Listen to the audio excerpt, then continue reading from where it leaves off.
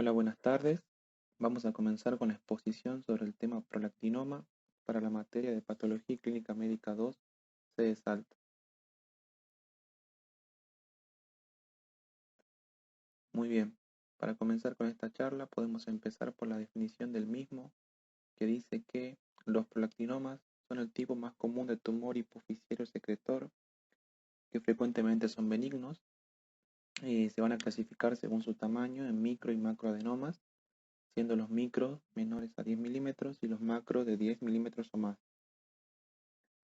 Los niveles séricos de prolactina en pacientes con prolactinomas son generalmente proporcionales al tamaño de la masa tumoral. Esto quiere decir que mientras mayor sea el tamaño del tumor, mayores van a ser las concentraciones séricas de prolactina. Eh, bueno, los niveles de prolactina pueden alcanzar niveles superiores a 200 microgramos litro y van a ser comunes en pacientes con macroprolactinomas, aunque pueden llegar a exceder hasta los 10.000 microgramos. Con respecto a la epidemiología, podemos decir que aproximadamente el 40% de los adenomas de hipófisis son prolactinomas. La prevalencia en el adulto va a ser de 100 casos, de aproximadamente 100 casos por millón de habitantes. La frecuencia va a variar con el sexo y la edad, siendo mayor en mujeres de edad fértil, entre 20 y 50 años. La proporción mujeres-hombres se estima que es en una relación de 10 a 1. Y bueno, que luego de la quinta década de la vida va a ser similar en ambos sexos.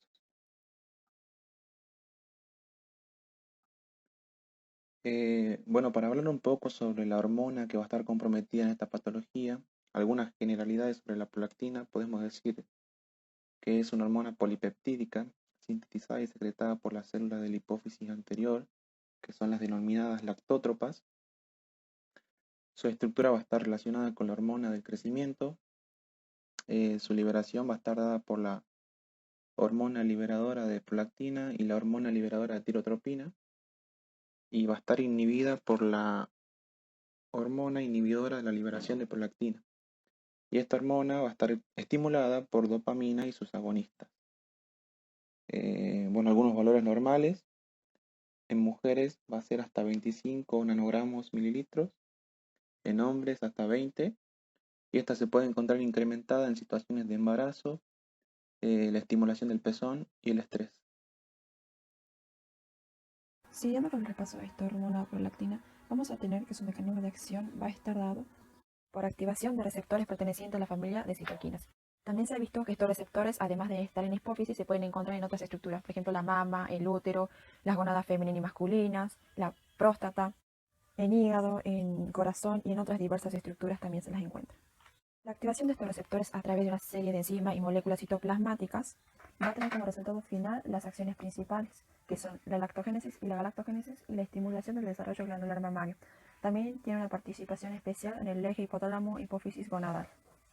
En cuanto a su regulación, tenemos que existen factores tanto inhibidores como factores estimuladores de la secreción de prolactina. En cuanto a los factores inhibitorios, el principal es la dopamina. La dopamina es secretada por las neuronas dopaminérgicas tubero-infundibulares que se encuentran ubicadas en el núcleo arcuato en el hipotálamo. Luego de ser secretadas y atravesar todo lo que es el plexo capilar porto hipofisario, llegan justamente a la hipófisis, donde a través de sus receptores específicos va a inhibir la secreción de prolactina. Y es justamente la prolactina quien va a usar esta vía para regular su secreción. Otro factor también inhibitorio es el ácido aminogamma butírico, que llega a inhibir la secreción de prolactina en una potencia 100 veces menor en comparación con la dopamina. Entre los factores estimulantes tenemos que el principal estímulo va a ser la succión del pezón por parte del recién nacido, que a través de una serie de estímulos neurogénicos que llegan al hipotálamo estimulan la secreción de prolactina.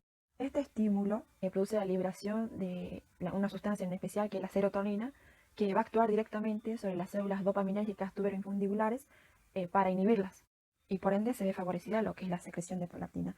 Otros factores estimuladores tenemos que son la hormona liberadora de prolactina, la hormona liberadora de tirotropina, también tenemos el péptido vasoactivo intestinal, factores exógenos como el estrés, el sueño, que en este caso también utilizan otra vía que es activan la secreción de opiáceos y que también tiene un efecto inhibitorio sobre estas células dopaminérgicas.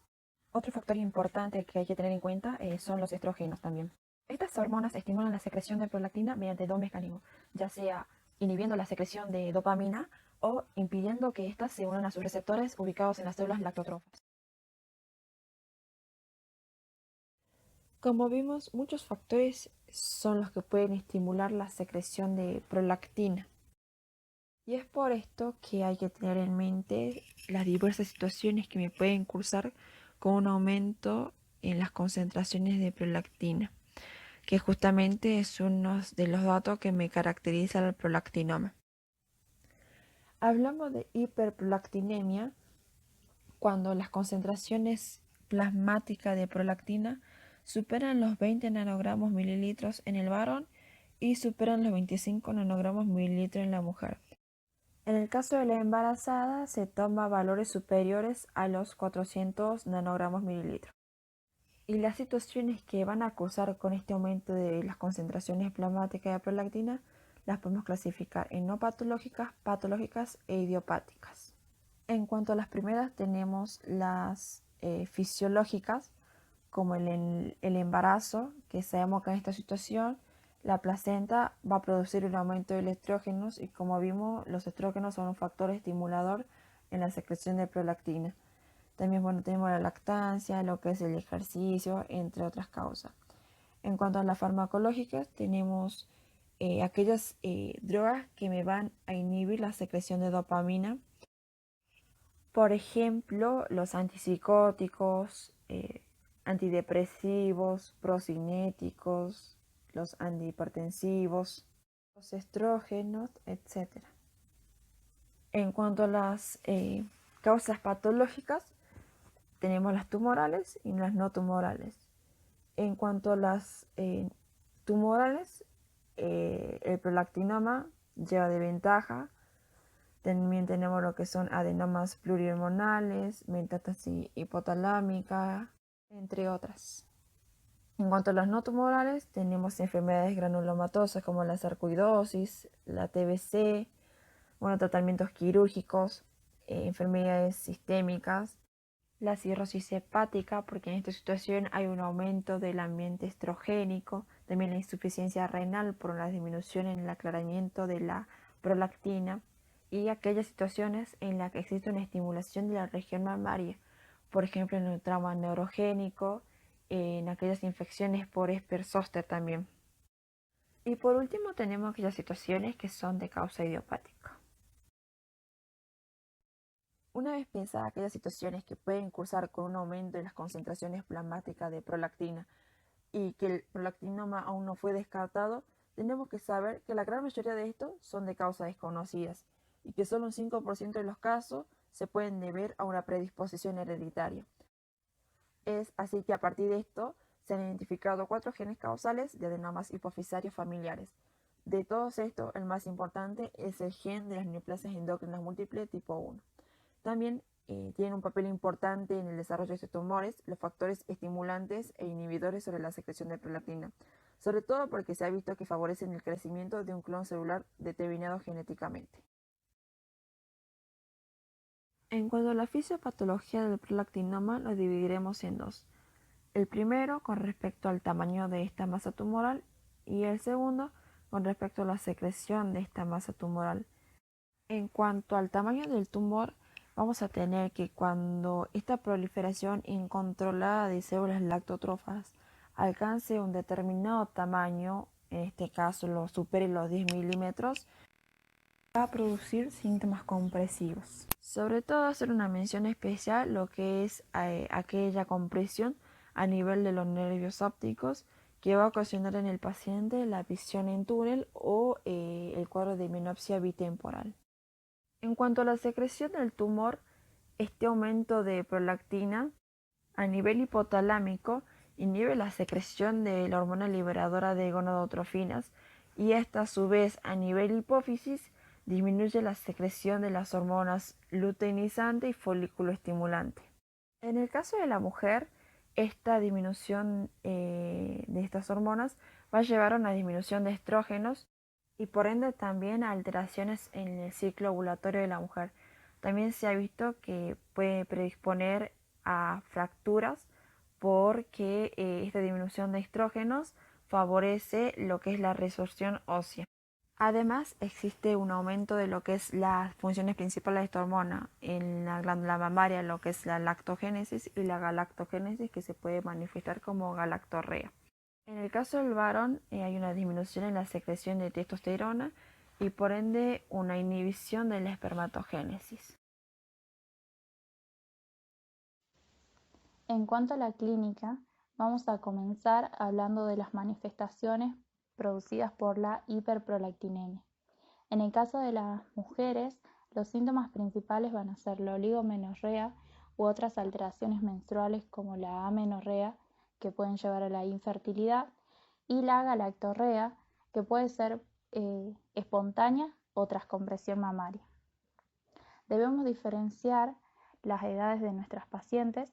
En el caso de mujeres premenopáusicas suelen presentar microprolactinomas.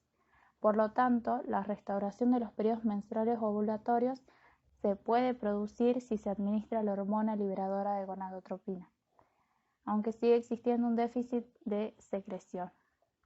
Cuando continúan menstruando, estas anomalías de la fase lútea pueden provocar la infertilidad. En el caso de las mujeres posmenopáusicas suelen presentar macroprolactinomas, por lo tanto llegan a la consulta con síntomas neurológicos. A su vez, van a tener déficit de estrógeno, lo que disminuye la masa ósea y esto se asocia con un mayor riesgo de fracturas. En los hombres, las manifestaciones clínicas van a ser el hipogonadismo, la disminución de la libido, la ginecomastia, la disfunción eréctil y la infertilidad.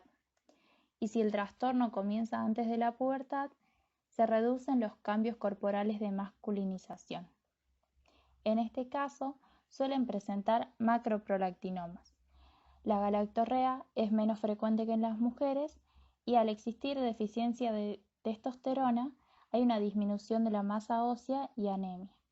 En cuanto a algunas manifestaciones neurológicas, pueden presentar cefalea y síntomas visuales. A las manifestaciones clínicas de tipo hormonal debemos añadir las manifestaciones neurológicas producidas por efecto de masa intracraneal del propio prolactinoma. Entre los síntomas neurológicos más comunes se encuentra la cefalea, que es principalmente de tipo frontal y con menor frecuencia temporal o retroorbitaria.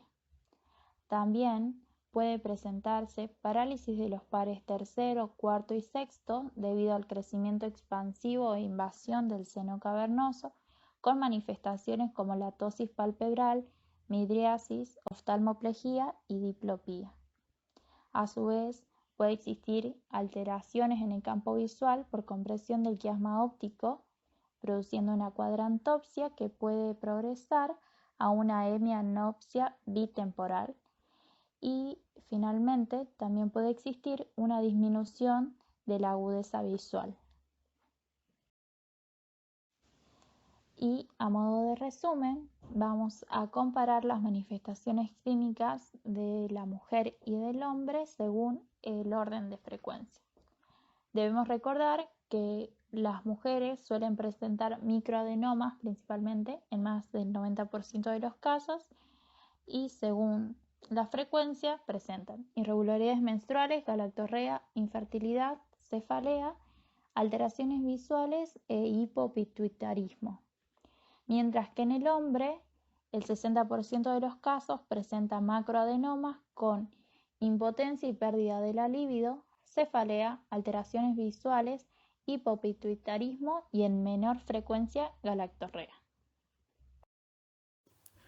Con respecto al diagnóstico de prolactinoma, lo primero que debemos hacer es descartar alguna causa fisiológica de hiperprolactinemia y luego, basándonos en las manifestaciones clínicas anteriormente mencionadas, más las cifras elevadas de prolactina, vamos a llegar al diagnóstico.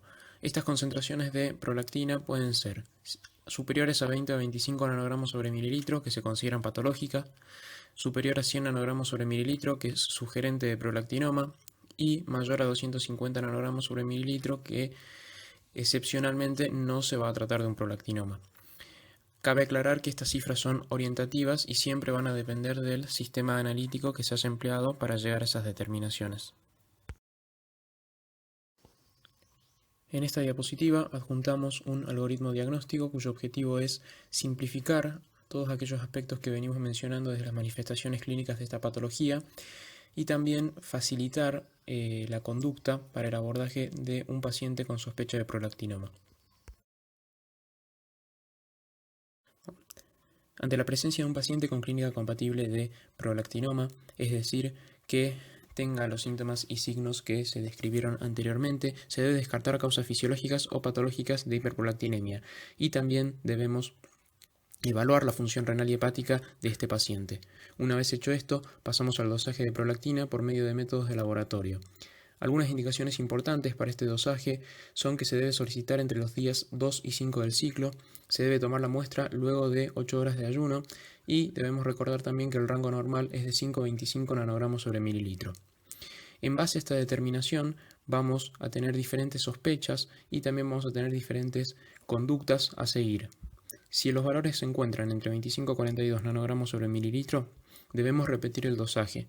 El objetivo de esta repetición es descartar el efecto gancho, que lo vamos a explicar con más detalle en las diapositivas posteriores.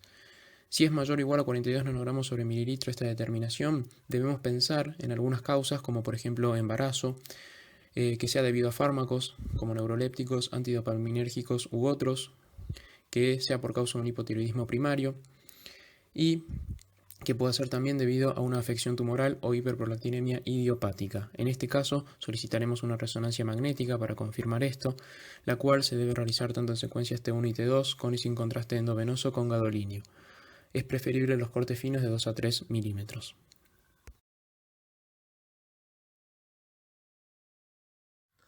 El estudio de imágenes de elección a realizar va a ser la resonancia magnética, porque si bien existen otros estudios que se pueden hacer como una radiografía de la silla turca o la tomografía computada, la resonancia magnética nos permite ver además las diferentes densidades que puede haber en este tumor o el estado de los tejidos adyacentes, y es más sensible y más específica para los tumores en la hipófisis. Se recomienda realizarla en las secuencias T1 y T2 con y sin la administración de gadolinio, y en lo posible realizar cortes finos de 2 o de 3 milímetros para aumentar la sensibilidad. De todas maneras, no hay que olvidar que tumores de muy pequeño tamaño pueden pasar desapercibidos inclusive en la resonancia magnética. Cuando realizamos este estudio podemos tener 3 resultados posibles. Uno, que encontremos efectivamente un tumor en la hipófisis. El otro, que encontremos un tumor o una masa más arriba, ya sea en el hipotálamo o en el tallo hipofisario. Y otro es que la hipófisis esté normal. En el caso de que la hipófisis esté normal, lo que tenemos que descartar es una macroprolactina, que ya en un momento vamos a hablar qué significa esto. Y si descartamos la presencia de una macroprolactina en el paciente, podemos decir que estamos frente a un caso de una hiperprolactinemia idiopática. Estos casos de hiperprolactinemia idiopática, en el 10% luego son diagnosticados con un microadenoma. Más o menos esto nos permitiría inferir que en nuestro primer estudio de imagen el tamaño del adenoma era demasiado pequeño para encontrarlo, y lo encontramos en un estudio posterior. Y otro 30% de los pacientes normalizan sus niveles de prolactina espontáneamente con el paso del tiempo. Si la masa que hallamos en la resonancia está en el hipotálamo o en el tallo hipofisario, bueno, podemos decir que ocurre lo que dijimos anteriormente de esta sección anatómico-funcional de la hipófisis, que está impidiendo la llegada de dopamina y por lo tanto no hay una correcta inhibición de la secreción de prolactina. Y si tenemos un tumor hipofisario ya en la resonancia magnética, estamos más orientados hacia la existencia de un prolactinoma. Y ahí tenemos los diagnósticos diferenciales entre un prolactinoma con cifras de prolactina mayores a 100 nanogramos mililitro, el macroprolactinoma, que ya llega a cifras de prolactina mayores a 200 nanogramos mililitro, o un adenoma hipofisario que no sea un prolactinoma, sino que sea de un tipo distinto y que tenga secreción conjunta de prolactina. En este último caso, tenemos que dirigir la anamnesis hacia posibles síntomas o antecedentes de la hipersecreción de otras hormonas hipofisarias, como ser la hormona de crecimiento, la tirotrofina, la LH, la FSH o la ACTH y por consecuencia el cortisol. Y por lo tanto podemos dosar estas mismas hormonas en sangre. De todas maneras, cuando estamos frente a cualquier tipo de tumor hipofisario, En este caso, vamos a terminar el diagnóstico haciendo la prueba-respuesta al tratamiento. ¿Por qué? Porque si nosotros consideramos que en la mayoría de las patologías tumorales el diagnóstico de confirmación nos lo hace la anatomía patológica, en este caso estamos frente a un tumor en la hipófisis, por lo cual extraer una muestra para analizar en anatomía patológica es bastante poco práctico y muy invasivo. Y lo que se procede a hacer es utilizar los agonistas dopaminérgicos durante un periodo de tiempo y evaluar si tenemos o no respuesta por parte de los valores de prolactina y del tumor en la imagen.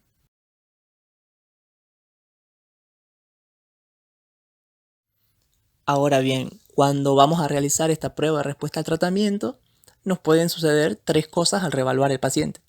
Que encontremos que la prolactina continúe elevada y que el tumor por imágenes en la hipófisis no tuvo cambios, no disminuyó de tamaño. Entonces podemos decir que estamos frente a un prolactinoma resistente al tratamiento. Por otro lado, si luego de un tiempo de tratamiento con los agonistas dopaminérgicos tenemos una disminución de la cifra de la prolactina y el tamaño del tumor también disminuyó, porque recordemos que tanto el tamaño es directamente proporcional a la secreción de prolactina en los prolactinomas, podemos decir que estábamos frente a un prolactinoma sensible al tratamiento, porque disminuyó tanto el tamaño como la secreción de prolactina cuando utilizamos los fármacos. Pero si tenemos una disminución de las cifras de prolactina, pero el tumor hipofisario no tuvo cambios, podemos decir que tenemos un tumor que es distinto de un prolactinoma, porque nuestra hipófisis está respondiendo bien a la inhibición de la dopamina, disminuyó la secreción de prolactina, pero el tumor continúa proliferando, entonces por lo tanto el origen histológico de este tumor es distinto de un prolactinoma. Ahora vamos a hablar de estos dos efectos que decíamos que nos podían dar resultados alterados al dosar la prolactina, que son la macroprolactina y el efecto gancho. Empezando por la macroprolactina, ¿qué es esto? Es una alteración benigna en los pacientes en lo cual la prolactina toma una forma dimérica, por lo tanto tiene mayor tamaño, cercana a los 50 kilodalton. Va a aparecer hasta en un 20% de los pacientes en los cuales tengamos cifras elevadas de prolactina en los dosajes séricos, por lo tanto no tiene una frecuencia despreciable, hay que sospecharlo. ¿Y qué es lo que sucede? Esta prolactina, que es de gran tamaño, no tiene actividad biológica, pero sí inmunológica. Entonces, puede ser detectada por los exámenes de análisis, por los métodos inmunológicos, pero no va a producir efectos en el organismo. Por lo tanto, lo sospechamos en pacientes que son asintomáticos, porque generalmente no producen, como decimos, no tienen actividad biológica, no producen nada en el organismo, pero los encontramos en los ensayos y dan cifras elevadas. Y también pueden ser resistentes al tratamiento con los agonistas dopaminérgicos, porque por más que inhibamos a la hipófisis, va a seguir presente esta forma dimérica de prolactina y nos va a dar resultados elevados. ¿Y cómo hacemos para detectarla y saber si el paciente presenta macroprolactina o no? Se hace la precipitación de polietilenglicol a la misma muestra que tenemos de prolactina, dosamos antes de la precipitación y si tenemos valores elevados, luego de la precipitación en la cual debería precipitar la forma dimérica, los valores estarían más disminuidos o estarían probablemente normales. Por otro lado, el efecto gancho puede provocar que tengamos falsos negativos cuando intentamos encontrar una hiperprolactinemia por los laboratorios. ¿Por qué? Porque este efecto ocurre cuando un paciente tiene concentraciones tan elevadas de prolactina en el suero que satura los anticuerpos que se utilizan en el radioinmunoanálisis y por lo tanto los resultados aparecen bajos, cuando en realidad la concentración de prolactina es muy elevada. Lo que se hace en estos casos es hacer diluciones de la muestra, entonces a medida que vayamos diluyendo más la muestra de suero vamos a poder encontrar esta hiperprolactina que no encontramos en la primera muestra. Y de esta forma descartamos el efecto gancho o efecto Hooke. En cuanto al diagnóstico diferencial, lo primero que se debe descartar en una mujer es el embarazo o gestación, ya que cursa con niveles de prolactina elevadas, lo que hace obligatorio realizar una prueba de embarazo el mismo día en que se efectúan las extracciones hormonales basales. En segundo lugar, tenemos el uso de fármacos, especialmente neurolépticos, antidopaminérgicos u otros, lo cual durante la anamnesis la paciente puede referir o revelar, y en este caso se considera que es la causa de la hiperprolactinemia hasta que se demuestre lo contrario. En estos casos lo que se realiza es una suspensión del consumo de estos fármacos siempre y cuando el cuadro clínico de la paciente nos lo permita, y lo más común es ver que se normalizan los niveles de prolactina. También debemos considerar otras causas que la paciente nos puede referir durante la anamnesis, como lo van a ser la enfermedad hepática y renal, alguna estimulación torácica o estrés y también lesión o radiación hipotalámica. En tercer lugar vamos a tener el hipotiroidismo primario, el cual algunas veces se manifiesta exclusivamente como una hiperprolactinemia, por lo que es aconsejable realizar una determinación inicial de TSH. La hiperprolactinemia del hipotiroidismo se normaliza tras el tratamiento sustitutivo con hormonas tiroideas. También debemos pensar en un tumor hipotálamo hipofisiario y, en último lugar, también debemos considerar la hiperprolactinemia idiopática, en la cual no se puede determinar o explicar alguna causa definida. Existen 3 tipos de tratamiento: el farmacológico, el quirúrgico y la radioterapia. Los objetivos principales del tratamiento son disminuir la concentración de prolactina y revertir la clínica, disminuir el tamaño tumoral y sus efectos sobre estructuras adyacentes, restaurar la función gonadal y otros déficits hormonales hipofisarios y prevenir la recurrencia. Dentro del tratamiento farmacológico se encuentran los agonistas de dopamina.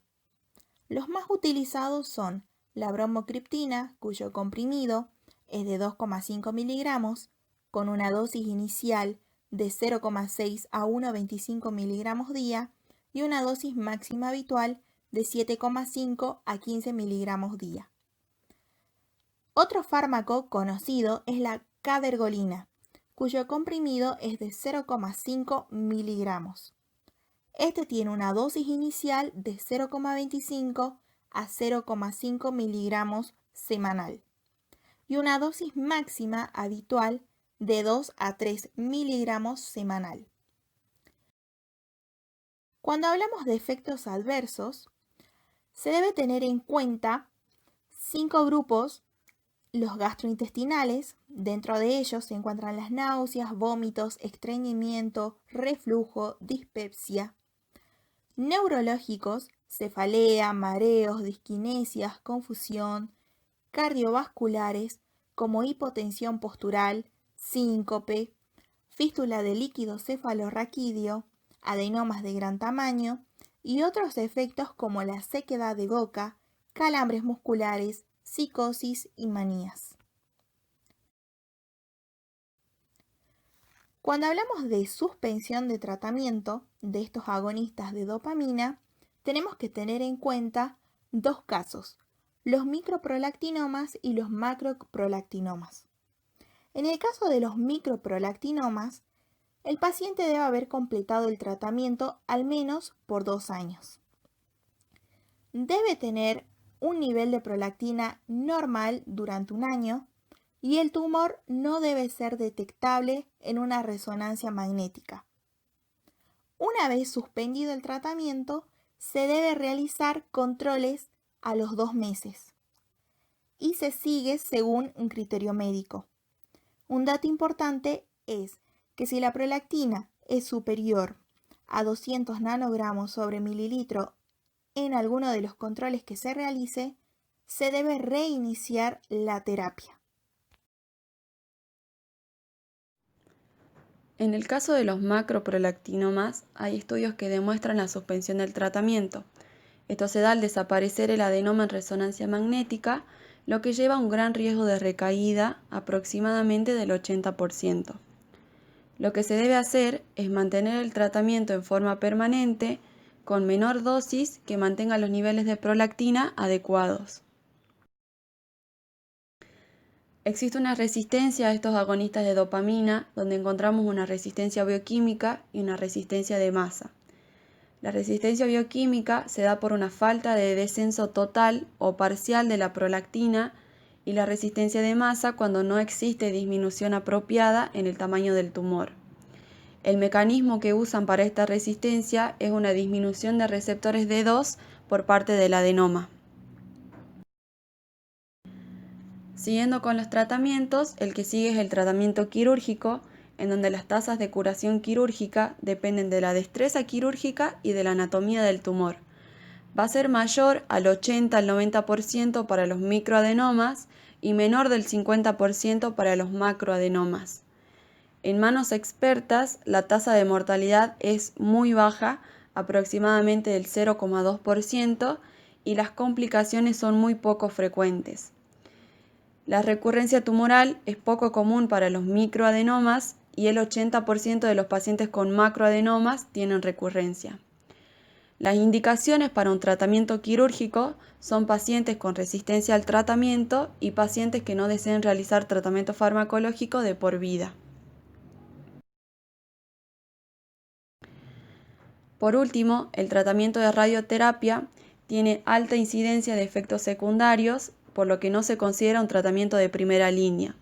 Hay riesgo de hipopituitarismo, aparición de neoplasias intracraneales secundarias, lesión cerebral, daños de nervios ópticos. Es un uso excepcional complementario al tratamiento farmacológico y quirúrgico, por ejemplo, en prolactinomas resistentes, invasivos o con un crecimiento demasiado rápido. La radioterapia estereotáxica no es superior a la convencional para evitar los efectos secundarios, disminuir el tamaño del tumor y reducir los valores de prolactina. Presentamos el siguiente caso clínico que trata de una mujer de 31 años que presenta amenorrea de 6 meses de evolución, a la cual se le realiza un estudio ecográfico útero-anexial que resulta normal, galactorrea bilateral a la expresión sin otros hallazgos patológicos. Como antecedente refiere ciclos menstruales irregulares de 28 a 45 días desde hace 2 años y la galactorrea y amenorreas previamente referidas. No había podido quedar embarazada, motivo por el cual su marido se realiza un espermiograma que resulta normal. El test de embarazo que se le realiza resulta negativo, sin antecedentes familiares de interés, sin tratamiento farmacológico alguno, hepatograma y función renal normales, resto sin particularidades. Por lo tanto, los datos positivos del caso previamente planteado son los siguientes: irregularidades menstruales y amenorrea, galactorrea e infertilidad. A partir del caso, entonces, cabe preguntarnos cuál es el diagnóstico inicial. Como bien sabemos, se trata de una paciente en edad fértil, por lo tanto podríamos sospechar de un embarazo. Sin embargo, como se menciona en la historia clínica de esta paciente, se le realiza un test que resulta negativo. También podríamos descartar que se debe a fármacos psicótropos o antidopaminérgicos debido a que la paciente no recibía ningún tratamiento farmacológico. Insuficiencia renal o cirrosis tampoco cabe sospechar debido a que su hepatograma y su función renal estaban conservadas. Un síndrome de ovario poliquístico no es congruente con la sintomatología de la paciente debido a que debería manifestar un cuadro de hiperandrogenismo que cursaría con hirsutismo, virilización, acné, voz ronca, alopecia androgénica. Y tampoco podríamos sospechar de una enfermedad de Cushing, ya que no presenta un cuadro de hipercortisolismo que debería estar acompañado de los estigmas típicos: fascia de luna llena, obesidad troncular, estriaciones abdominales rojo-vinosas, etc. El cuadro clínico tampoco es en principio compatible con la existencia de un problema anovulatorio de larga evolución.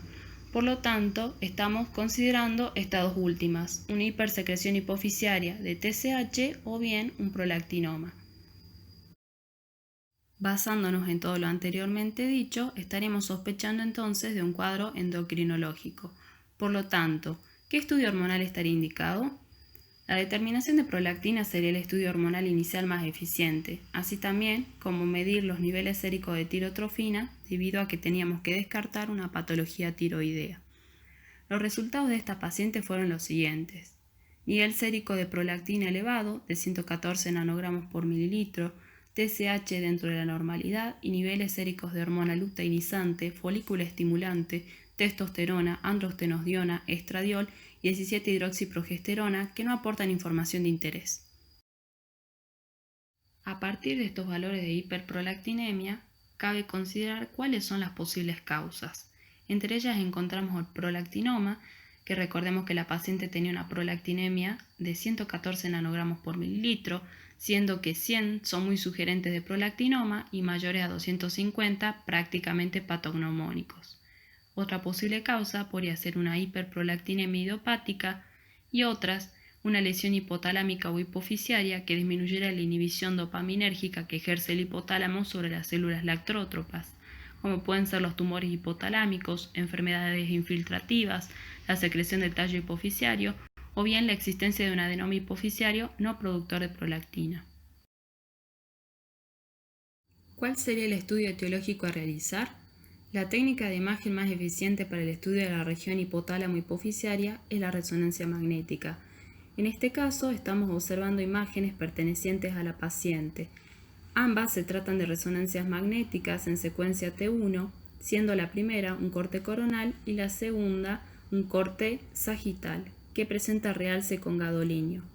Estamos observando a nivel hipofisiario una pequeña área de hipointensidad que corresponde a una lesión de 8 milímetros de diámetro compatible con microprolactinoma. Entonces, ¿cuál es el diagnóstico de esta paciente? Luego de tener en cuenta los datos positivos, descartar otras posibles causas y con la imagen obtenida en la resonancia magnética, llegamos a la conclusión de que nos encontramos frente a un microprolactinoma hipofisiario. Una vez realizado el diagnóstico, se decide iniciar tratamiento farmacológico con carbegolina en dosis de 0,5 miligramos 2 veces por semana. Luego, se realiza una revisión pasados los 3 meses de tratamiento, en el cual la paciente refiere que había desaparecido la menorrea, reanudándose así el ciclo menstrual normal. También refiere la desaparición de la galactorrea. Los datos de laboratorio arrojan valores de prolactinoma de 14,7 nanogramos por mililitro, encontrándose así dentro de los valores de normalidad. Es por la respuesta positiva al tratamiento farmacológico que se decide continuar con el mismo. Luego de cumplir un total de 12 meses y continuar con datos clínicos y de laboratorio normales, se decide realizar una resonancia magnética de la región hipofisiaria, que mostró imágenes compatibles con regresión tumoral total. ¿Cómo procedemos entonces con esta paciente? Al desaparecer los signos de prolactinoma, tanto en imágenes como la ausencia de hiperprolactinemia por tiempo suficiente, se decide la suspensión del tratamiento, pero realizando controles periódicos, ya que siempre existe la posibilidad de una recidiva. Bueno, así termina nuestra presentación. Muchas gracias.